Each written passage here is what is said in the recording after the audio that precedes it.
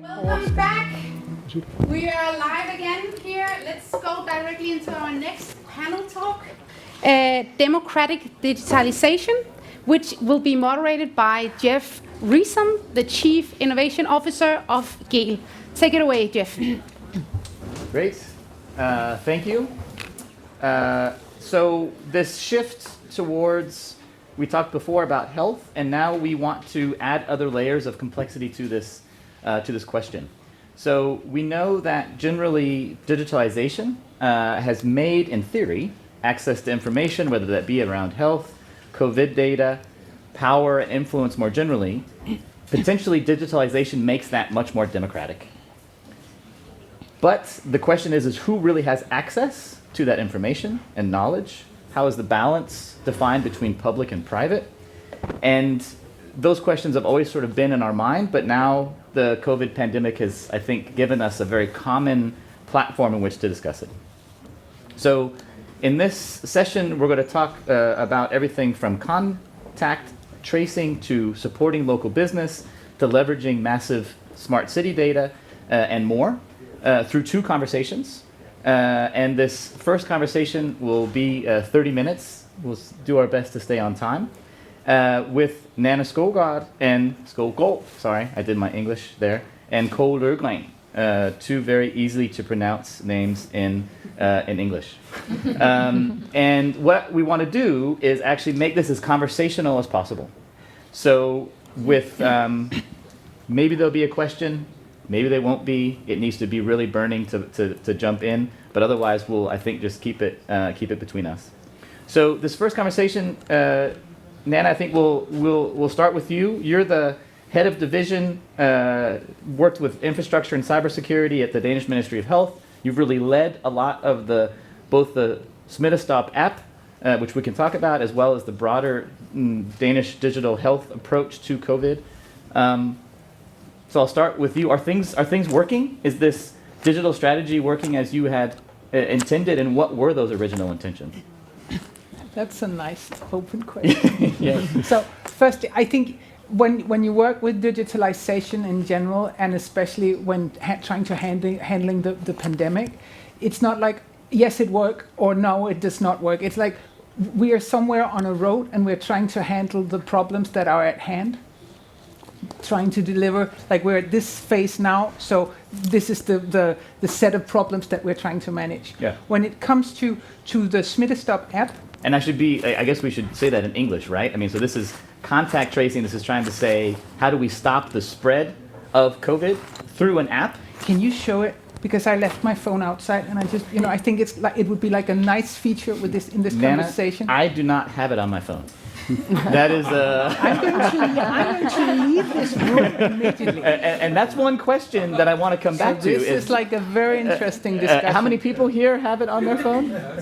Okay, if someone has a phone that you've disinfected. But this is interesting. This is like, so this would be like 40. This is even better. So it's like 40% of the audience. Yeah. And the figures I got this morning is that we've had 1.44 million downloads. So we're a population of 5.8, so it's approximately 25% of the population in general, and you're a bit overrepresented as combined. Yeah. So it's like we're getting downloads on the app. People are accepting it, taking it down, but we still have some way to go as to making sure that as many people as possible has got this app. Yeah. And it's both a question about does it function? How effective is it?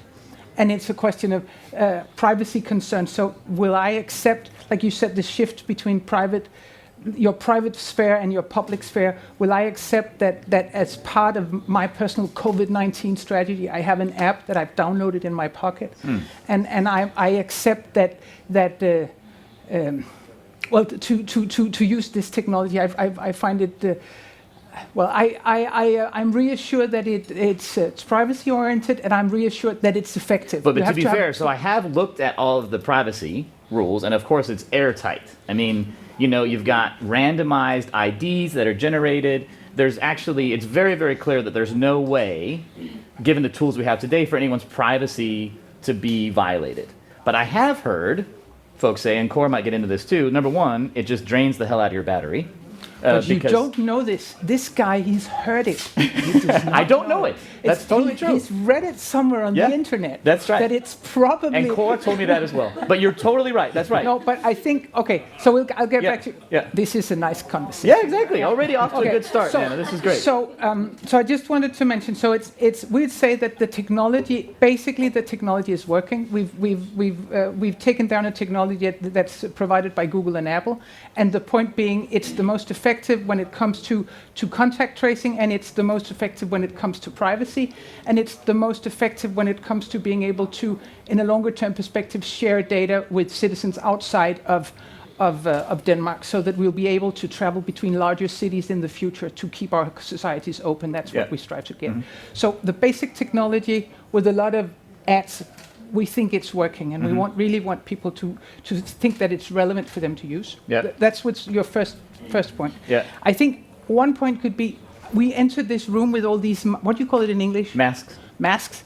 I find it pretty invasive to wear a mask. I find it less invasive to wear a Smittestop app in my pocket.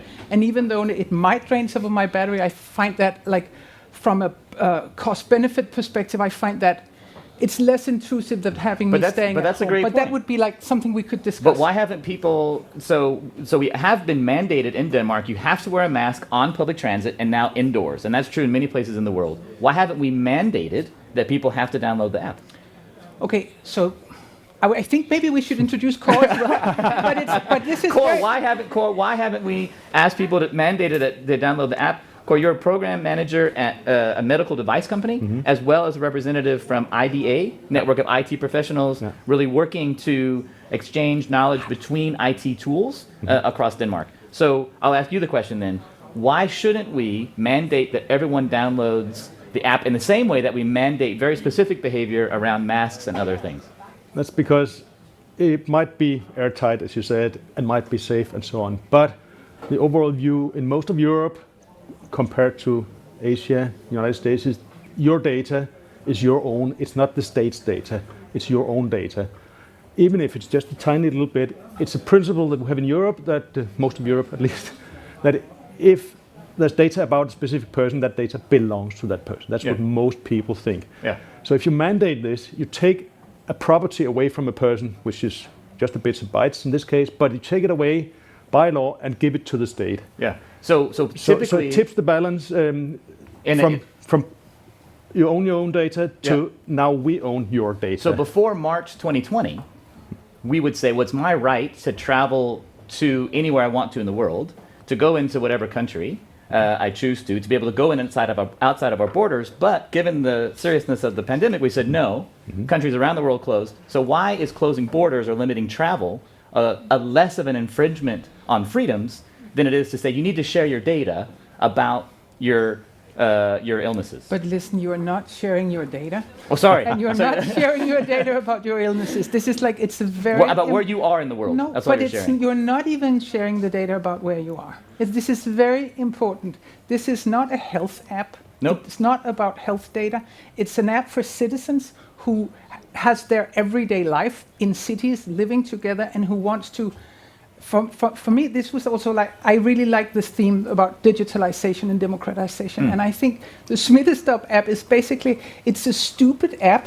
It cannot do a lot of things. It can only register that Kåre and I has been standing within the signal from the Bluetooth less than 1 meter, more than 15 minutes in principle. That is what it registers.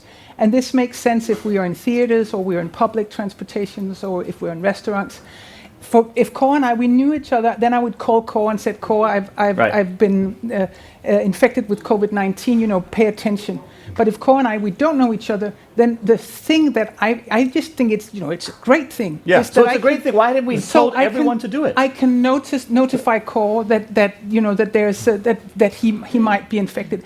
But what this takes from me is that I download the information from our national register of people who've been infected with COVID-19 within a time limit, and then I know it's my decision as a citizen both to take down the app and next step to make the notification.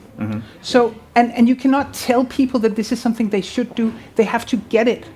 Right. I think this is like what democracy is about. This is how we have good societies. We have to get it. How do we live together? But we can tell people I have to. Go ahead. Go. There's several issues at stake. Because the app, I trust it. I think it's nice. Not 100% because it's not open source, and that's a big problem for me because I cannot trust it if I can't see it, no matter how much you say it's safe. So you want to see the code, and we're working on that. Yeah. But so I believe the app. Yeah. Wonderful. Then there's the back end, and there's the other things. In Android, you have to turn on your location for some old technical reason to enable Bluetooth, which means that if you mandate the app, you mandate every Android user to turn on the GPS in the phone. I never have my GPS on, the Bluetooth on, the Wi-Fi on, unless I need it. And then Google can see you. And then Nanna Google can see you. All the other apps can see me. And all the stores that have a Bluetooth beacon can see I enter the store because I have Bluetooth on and so on. So the app is fine and good, but it opens up for a lot of other things.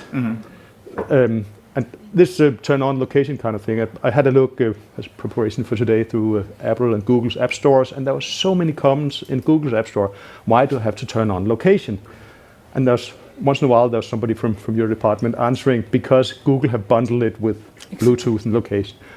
So then I'm a bit disappointed in the information level from your side that you know it as a developer, as a tester, as so whatever, that this is the case. Why don't you tell it up front before people install it so they don't get a nasty surprise when they have to enable the location? Because then they're like, okay, what else have they hidden from me if they have hidden this fact? So that, I mean... So Kåre, you think there's two main issues, if I understand. Yeah. One is the fact that in partnership with Google, you complying to the Smittestop app also opens you up to all sorts of other information, right? And the other thing is that you feel like, why didn't the Danish state tell you ahead of time, hey, here are the things. Yeah. You're going to have your Bluetooth on. Google's going to know where you are, but it's worth it to keep us safe. So that's what I mean. I'd feel safer if I had that information up front instead of discovering when downloading the app and, okay, location, what's it? They didn't tell me. Yeah. So that's what I mean. It's been a little bit oversold and undercommunicated. But if I'd say so, but you're a very sophisticated user, right? I would say 99% of people probably aren't aware of all the things you just mentioned. Maybe whatever. As I said, I looked at the Google App Store, and there were so many comments from users that were angry that are they had also to turn part on of the 1%, probably, maybe of the most sophisticated. But my question, they're the loud 1% that totally makes that the are driving the agenda. But so the question is, I think back to you, Nanna, are the right people? Do you know of those 25 people that have downloaded it? Are the right ones downloading it? Are the ones that might be that are actually taking public transportation, that are more susceptible to transmission, that actually need it? Do we have any idea? I guess you don't because it's anonymous. But how do we get this to the folks that need it? It seems like we're having a conversation up in space somewhere while the actual issue around the pandemic is going on and we're actually not addressing it. Kåre and I agree on this, I think. And this is kind of interesting because democracy is also about knowledge. Yeah. And it's about knowledge sharing. So we've put out this app and we don't know. We know that it's approximately 25% of the population who've downloaded it, or rather, we know that it has had 1.44 million downloads. But in principle, it could be Kåre just downloading, eject, download, eject, download, eject. Or the nice pensioners who stay at home and isolate have all installed it. Exactly. Right. So we don't know anything about age. We don't know anything about who has it from data of the app. We did a questionnaire with the people that does communication. I totally agree, Kåre. We've been running to get the app out and the communication. Of course we can work with on that. Point taken. But they had out a questionnaire asking, so how many has heard about the app? And I think it was approximately 85% of the population, they knew about the app. And approximately of them, 20% of those people said, we're not considering downloading it because we don't want it. We have issues on privacy and we're concerned, it's just a story they're telling. 20% of those said, well, I think I will download it. I have considered it, but I don't think it's relevant. I've not, up until now, it's not, it's good. I'm going to do it, but it's probably difficult. You have to download it. So it's, all these, you have to have the newest steering system. There was this impression that this was somehow complicated. So I think people know about the app, and we need to work on now to make it then feel safe and relevant. To make them feel that this is something that's relevant for them, that they could be in a situation where they can actually help other people giving a notice if they're infected, and they can get a notice if they're close to somebody. So you're working right now to try to, with input from folks like Kåre and others, to make the app better. And so, right? So I would challenge you and say, is this even the right thing to make better? If we have limited resources in the Danish healthcare network, in the healthcare system, and we know that maybe the wrong people are downloading. Well, I just ask that question. Is this the right thing to make better, or should we be devoting resources, yours and other digital resources, to other types of tools to really impact the people that are the most at risk? I think that if you can build an app with communications included, and for up until, I think we've spent 20 million. We're probably going to spend more now, not least on communication, because with Kåre, he's not the only one saying we have to talk about this app. This is also why I'm here. Compared to what it costs to lock down our country, compared to what it costs to not be able to go to restaurants, not be able to go to concerts, I think the app is like the least of our problems. Okay. I just think, if it costs a little more, then, just go ahead, friends. Yeah. Our main problem is that to communicate more about this and to really grab why are people not downloading it? If they've heard about it, then why don't they think this is of relevance to them? And this is why I really want to engage in these discussions. Yeah, but so if we say the app is the least of our problems, let's shift a little bit, because you've also been working with a broader digital strategy, right? So this is also about testing, where we get tested, how easy it is to sign up to get tested. I know compared to colleagues and friends that I have in the US, the Danish system works remarkably well. To get online, find the place you can get tested, you go down, usually you get tested quite quickly.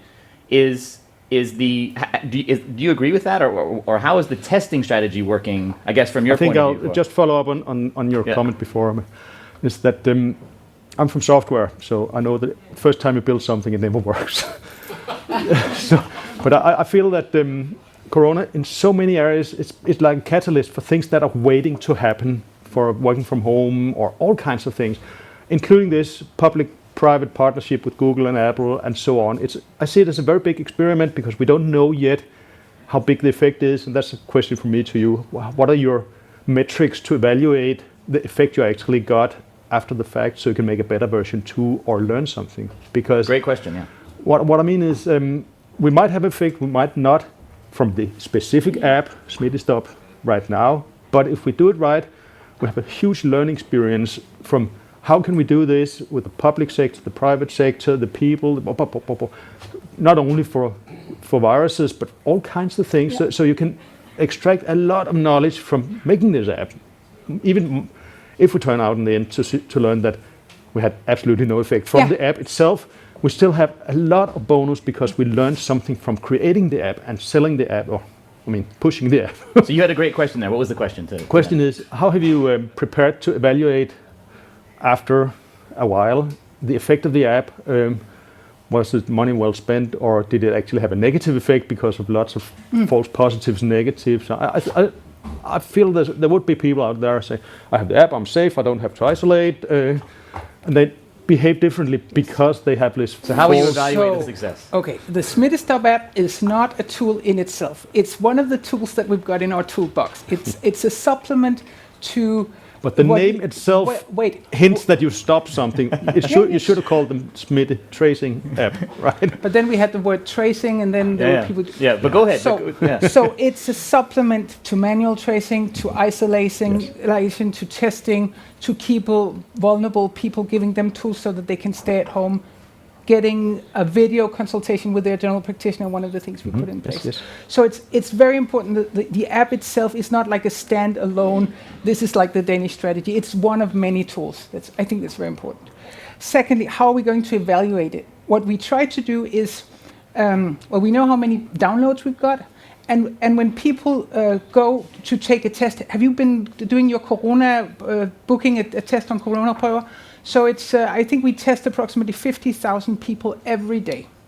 Amazing. It's amazing. Yeah. If compared to our size. 1% of the population gets tested every day. And is that right? all Danes can just, you can take down, what you say, an access to a test is out there for all Danes to benefit from. And what you do is you book a time online, and we do that in order to avoid the contamination. So it's important that you don't have waiting times. You book a time online, and what we can do is when you book that time, we know your personal code, and when you book that time, you will answer a questionnaire. It's voluntary, but a little more than half of the people who book schedule their times, they also answer the questionnaire. One of the questions is, what is your reason to wanting to get a test? Is it because of, I went to a restaurant, I went with friends, I'm going to visit my grandma, or is it I got notified through the Smittestop app? Mm-hmm. So we have, and then you do the test, and then afterwards we can see who tested positive and who tested negative. So we found people who did their booking through the system, who indicated that the course of booking was that they got the notification, and afterwards they tested positive. Yeah. So we have, with all the limits there is to this method, we have the indication that we've stopped change of contamination via the app because people got the notification. Yeah. So this is, of course, one of the trails that we're going to follow and to compare what is our track record with the Smittestop app as compared to the track record with the manual contact tracing. Yeah. So we can compare data. So of course, if the finding is there is no difference between people who go testing general and people who get in general and people who get the notification through the app, you might say there's probably something wrong with the definitions, or maybe contamination is through surfaces rather than. Or maybe the wrong people have the app. Or maybe the wrong, whatever. Yeah. So one thing we have to do is we have to look at the data from who gets notifications, and we have to do, I think, questionnaires asking people. If you do the buses, do you have the app? Blah blah blah. Working with communication and follow-ups as to get people who have a lot of contacts to take the app. One of the things I really like is now that restaurants are starting to tell their customers, please take down the app. I saw from Tivoli, Tivoli? Yep. They've made like these nice posters asking, and they were beautifully done, not as ugly as some of, they've done really nice communication stuff, just telling people, please take down the app. Completely independently, you haven't asked We have Tivoli, not asked them. You would never do that. No, because we don't do that. You would never ask a private sector group to... Yeah, we've asked, of course, all the material we've got, we've told that it's there. We've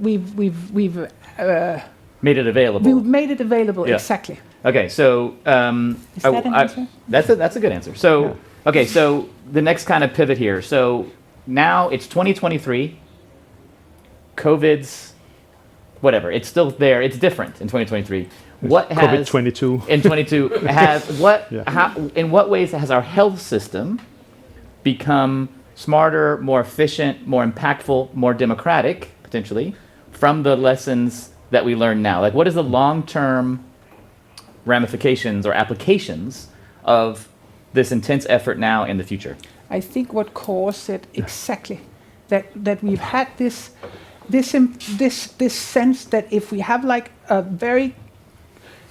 a shared sense of this is the burden, this is the task we have to solve. So it's like a common purpose and it's a shared burden. And when you have that very strong feeling, you are capable of moving very fast. Yeah, that's like one of the lessons we take with us. So if we take the learnings from the Smittestop 1.0, I mean, the European Union are, as we speak, discussing to make a standard to make the German, Swedish, Danish, whatever apps communicate, so you can go to foreign countries, still get notified, and so on.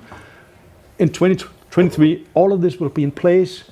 We'll have a new, better version with fewer bugs and all kinds of things. So we can, as soon as the alarm is blown from COVID-22 or whatever we call it, everybody can say, okay, on the rise of the first wave, we can do the tracing. Yeah.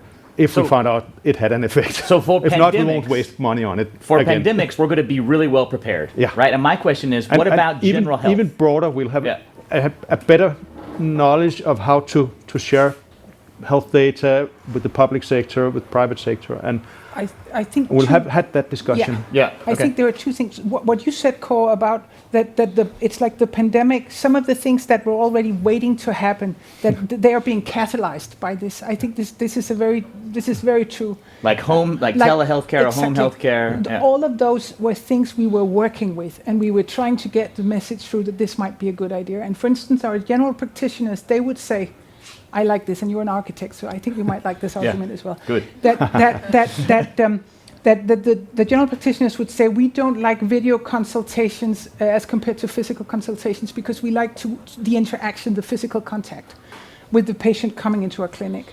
But when we got the pandemic, the doctors, they had to close down shop and say, okay, we cannot have patients coming here. So the alternative to physical consultation were no consultations. And then they said, okay, we might try this video thing.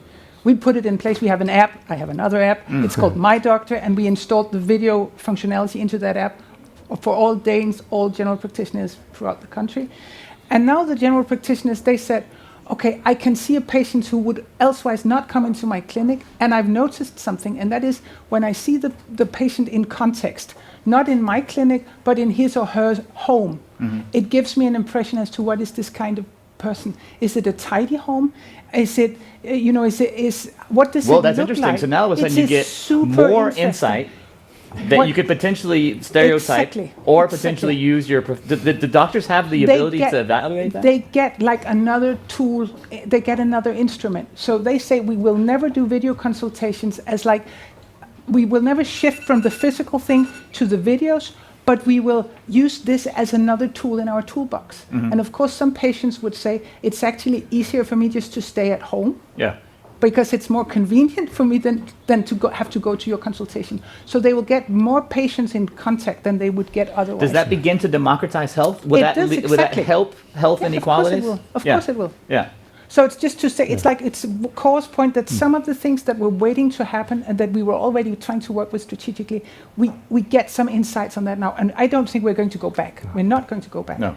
And then I think, Kåre, what you said about communication, we get mistakes with the apps. Please stay patient with us. Keep it in your pockets, and we'll make it better as we move along. Yeah. So that's brilliant. I think I need to comment on that democratizing health and so on. You said also in the beginning that the digitalization has democratized more. I feel that we have a situation where everybody can post a rant on whatever platform they prefer, but we have some privately owned companies outside of democratic control that decides if anybody actually sees that rant and how much is spread and so on. So it's actually de-democratizing, that the whole thing is controlled outside of the democracy by follow the money. So you mean a platform, a Reddit or a Facebook or whoever who's curating what comments you see. And inside of health, we still have this. Some people are completely ready for this and will do whatever. Other people might not have a computer, but if the only alternative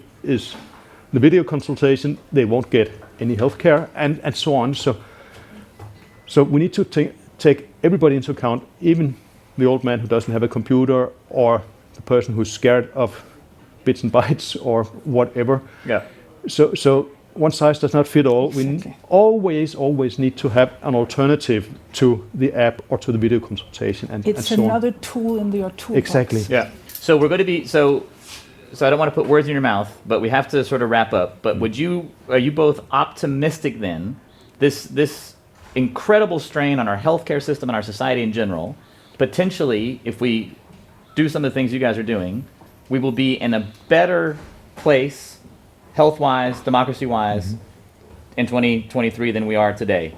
You see that going in the right direction. Is that true, or are you more fearful? Are you optimistic about this pushing us in a more democratic way, or? As a person, I'm born optimistic. Yeah. And I'm also born this is not something that happens beyond us. This is something that happens when we do things together, working with our cities, working with our discussions, talk to people that we don't necessarily agree with. That's like, this is what we have to try to do. That's democracy. So it's in our hands to see if the future is brighter. Yeah, and it's not a yes or no, because some things are really opening up for nice things. Other things makes me a little bit uneasy. For example, was the best thing we could do at all to trust two tech giants, to do the right thing with a closed source system, and so on. For example, I read a very interesting article from Trinity College in Dublin. They had proven that the Google, Apple, and GAEN API is silently updated with new parameters, so the actual complete same physical occurrence, same distance, same room. So tomorrow may have a different rating from yesterday because you don't have the raw data, you only have the interpretation from Google and Apple. And that interpretation changes over time without this being communicated to the health authorities. So they actually, so again... potentially we've made Google and Apple much better suited to provide healthcare services in the future? Exactly. Okay. All right, that's a nice way to stop. I'm sorry we could continue, but I want to give the other group 30 minutes. So thank you so much, Nanna and Kåre, for the conversation. We'll give you a round of applause because you're here. Thank you. Thank you. And then I want to ask Marius and Heidi to come on up. Thank you.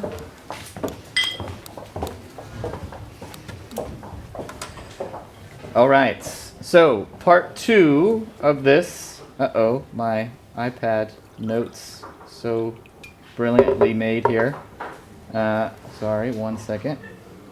So the other side of this hour-long discussion is more about whose responsibility is it to ensure these digital tools truly strengthen our democracy rather than undermine it. And this is about the role of in-person interaction, things that might happen actually in the city and at the end of the day are the public sector's responsibility versus digital tools and services that might be the private sector's responsibility. And so here we really want to focus on that relationship in more detail. And to have that discussion, we have Heidi Boye, who's the country manager of Too Good To Go, which is fighting food waste every day, and Marius Sylvestersen, who's the Smart City Program Director from Copenhagen Solutions Lab. All right? So, Heidi, I'll start with you. So your organization, Too Good To Go, has created something called Support Local campaign that you launched during the COVID, in the lockdown in March or so? I think 5 days after the lockdown. 5 days, actually, you're very quick to respond. Yeah. So can you just tell us about what was the intention of that? And again, this black and white question, has it been successful? Yeah, I'll just start when it all happened. I think it was a Thursday evening. Our Prime Minister went on the screen and told everyone pretty much to stay at home.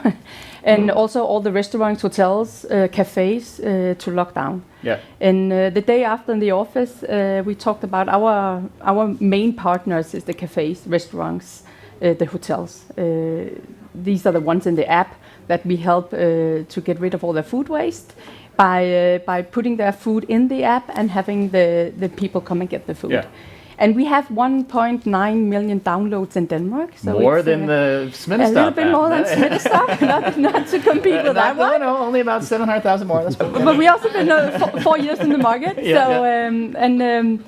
And I think our main concern is that how can we help our partners was our first dialogue. Yeah, because you see the Prime Minister say that and you say, okay, those are all of the livelihood of our collaborators is at stake. And we basically have them all calling us and say we cannot distribute the food anymore because we are closing down. So how can we help them in another way? So we had basically we talked around it 1-2 days in the office, and this is how it happened because Saturday one of my colleagues called me up and said, we really need to test this. Could you call the CEO for Flammen, Let Sushi, Sticks and Sushi, some of our collaborators? And I called them, and in 2 hours, everyone was saying, yes, of course we are in. And the day after, Sunday afternoon, we had a 2-hour session with our head of legal, our head of marketing, our head of operations, head of tech, and then the country manager from Belgium, and me. And basically just discussing if we should launch something for our partners in need, how could it look like? Amazing. And you hadn't thought of this before. There was nothing like that on the drawing board. That was like 1.5 page written down how a concept could look like. And then within 2 hours, we discussed pros and cons for doing this. And basically, we just wanted to open our platform. It was a non-profit initiative. We didn't want to make money on it. But we want to distribute takeaway food from the local areas. So just help the restaurants put up their takeaway food, because everyone was converting in these days their normal business into takeaway.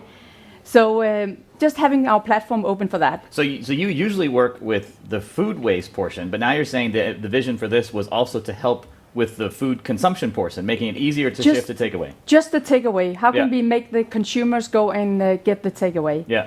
And basically within 24 hours, we had something up and running. And on Monday, we were testing it in the Danish team. And everyone was running a little bit around, hey, how to do it and how are we fixing it? And at 12 o'clock, tech came down and said, yeah, now you can put it in the app, no problem. Legal came down and said, we just made the terms and conditions. So it's a non-profit thing. They just had to sign food safety and stuff like that. So everyone was sort of working on their stream. And Monday evening, we were on the phone again on Skype.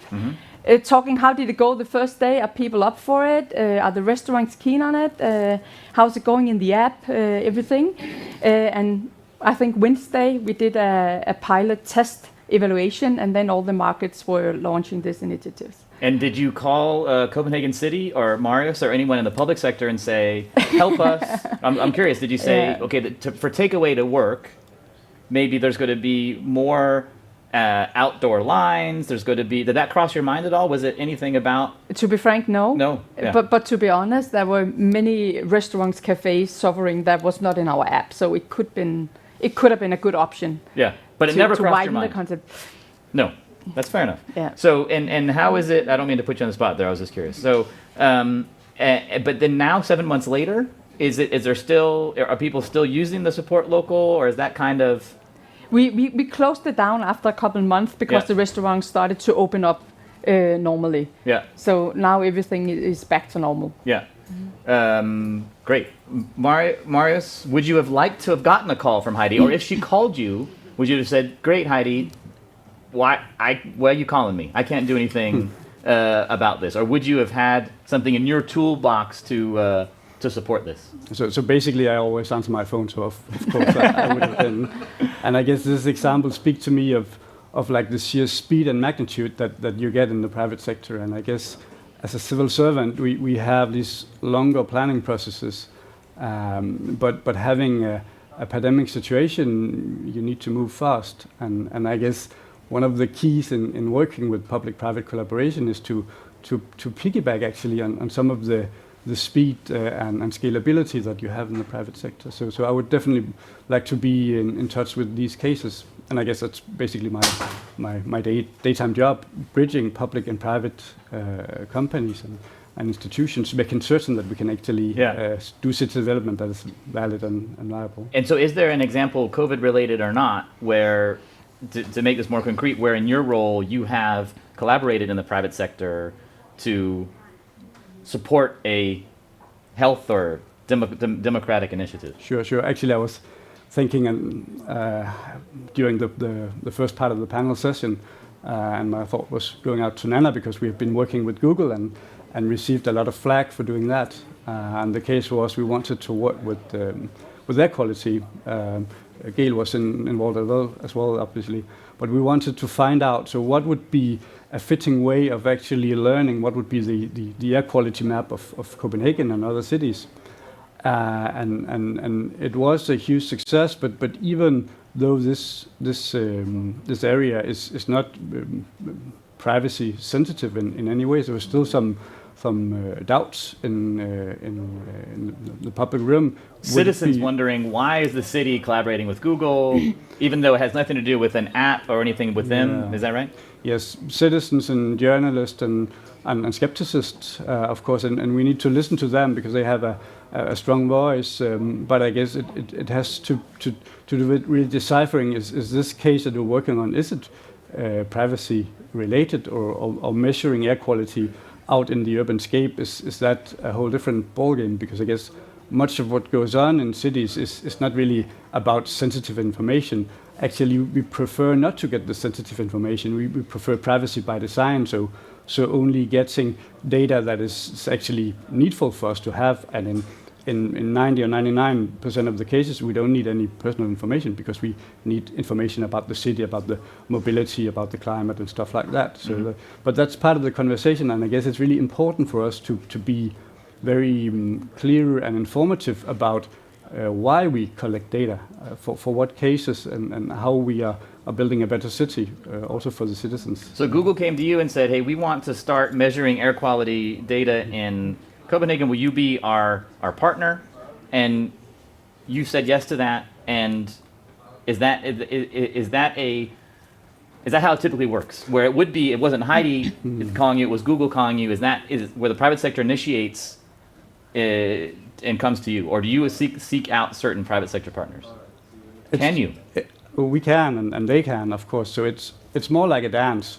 So it's an inclination from both sides. So would you like to dance with me? So it's a mutual obligation, and you have to understand each other's motives and what would be fitting use cases. So with Google, we were working for many months just narrowing in on what would be interesting spheres for collaboration. And they had some ideas, and we had some ideas, and in the end, we pointed to a couple of projects that we thought would be interesting to work on. So this public-private partnership is not like just like phoning a company asking for something, or the company selling something to us.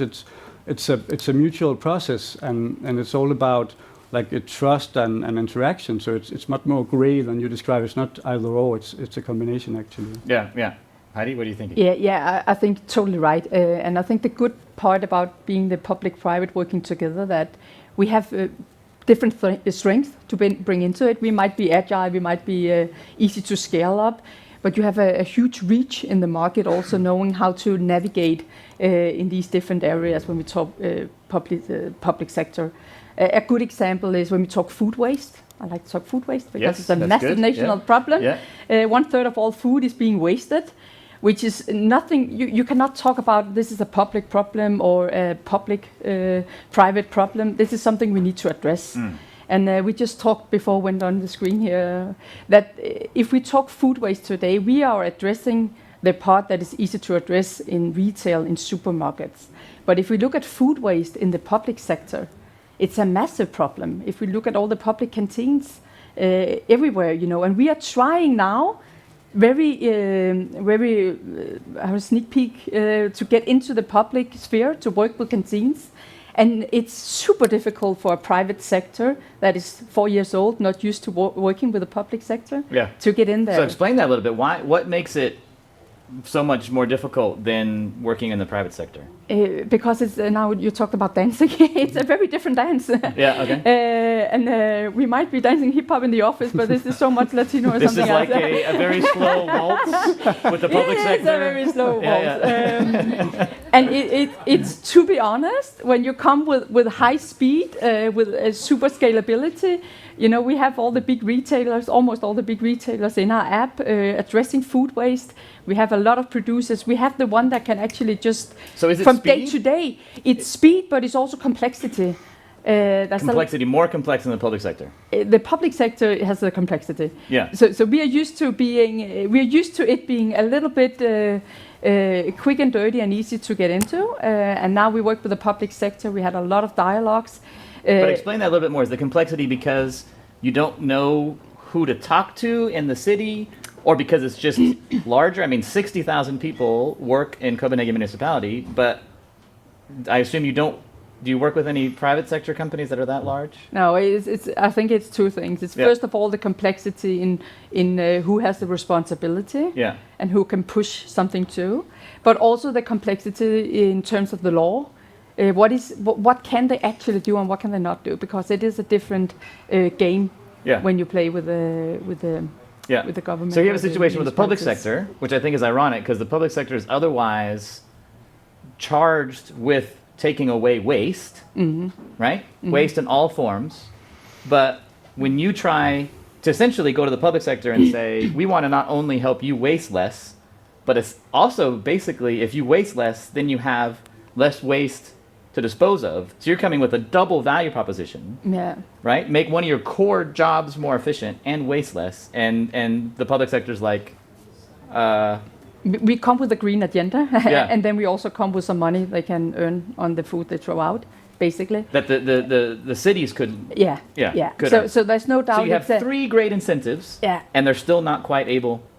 It just takes time. Yeah, Marius, why? You can't speak for all of Copenhagen, of course, but help us understand this dance, or is it as complex as Heidi means, or do you just need to give her some dance lessons? Like, what needs to use this metaphor to death? Sorry, I killed it, but what would be? Are there tricks to get into this? Is this changing in the public sector? So I guess cities are siloed, so they are complex entities, and I guess they have to be, because we have to specialize in many different areas. We don't only combat food waste, we also work with mobility and kindergartens and stuff like that. So it's a hugely complex organization that has a lot of functions. So that is one part of the answer. So we are siloed, and I guess cities to some extent need to be silos, as well as bigger companies are silos as well. So I guess another part of the equation is that we tend to rely on political processes and democracy, and it takes a bit longer than scaling some tech solution. So a big part of the daily job is finding out, so what is the political vision behind the city of Copenhagen? Where are the citizens wanting us to go? What are viable solutions? But if the political vision is pretty clear, it's like it's carbon neutral 2025, and I don't think any politician would say I'm against stopping food waste. So the political mandate, I would say, generally is there, but is there? Sorry, I'm pushing you now. But like, is there?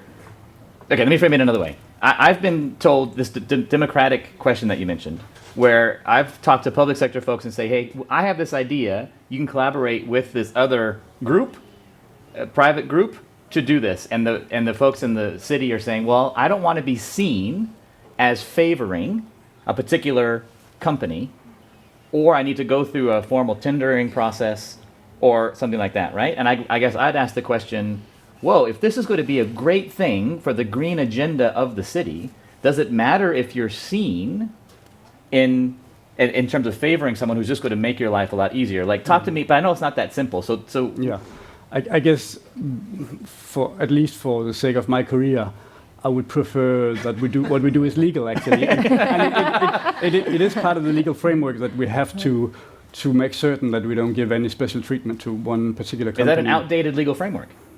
Or is that really rock solid democratic? It's very democratic because it combats monopolies, and you make certain that we not only work with Too Good To Go, but also some of their competitors. So there are a legal framework that we should abide to, definitely. But I guess in many cases, what is lacking is dialogue, because so we didn't have that dialogue, and if we had that dialogue, we'd probably find some common grounds in that. And I guess also for your case, for instance, I read that you're working with Aldi, so the German discount supermarket or low-price supermarket, and I guess they could combat food waste, but they have other issues as well. So, for instance, they do a lot of transportation of goods, and I guess they're wrapping their goods in plastic and all that. So engaging the public sector makes it perhaps a bit more complex and complicated, but it could also like spread out the actual business case and the impact of what you're doing and what we're doing and what your customers are doing. So I guess having a bit of patience and also inviting the public institutions to be part of these developments would be a nice way of going about it. We love to be invited into dialogue. We're not afraid of talking to private companies because that's not illegal. Yeah. Even though some people think it is, it's definitely not. But the talking part, but the doing is potentially illegal. Like if you were to give them a contract without it being open competition, you couldn't do that. I couldn't do that, of course, and I shouldn't do that. Right. So you need to make certain that this. So if we have issues, problems, that could also be a nice business opportunity for the private sector, we should make that readily available and invite numerous companies to a dialogue. We don't have to work with all companies, but all should feel invited. Have you advocated for that, Heidi? I mean, one strategy might be to go to the city and say, this is a real issue, make a tender that you open up to you and other people in equal competition to deliver. Would you ever consider doing that? Like, yeah, of course, of course. But I think that there are different areas where we can work together when talking about food waste. a tender and a specific project could be one area. But if we look at the food waste from a national perspective, we do have a lot of food available in Denmark. We do have people that can't afford to buy the food. And we are talking to Fødevarebanken, which is also an institution, but a private-owned institution, on how can we help distribute some of the food for the people in need. And that could also be a super interesting project to go into with the government, to see you actually know where the people in need are. Yeah. So why not collaborate on that part? So instead of we always put our food in the app, you could actually help the people in need to come and pick up some of the food, because it's also at a reduced price. Yeah. So there's also an element there. So there are a lot of different elements. And that could be in a physical location, right? That could be in a physical location. Yeah. And Fødevarebanken are doing one part when addressing food waste, but it could also be a strong collaboration with parts of the Copenhagen. So I would say it almost could be potentially, if the rules of the game are right, then what I hear you describing might be more democratic, at least from the standpoint of equal access to the services you provide, helping the folks that are in need first before going to others, still assuring a fair and high quality of life in the city. So I get one theme of this is, has the digital world made some of our rules and laws outdated?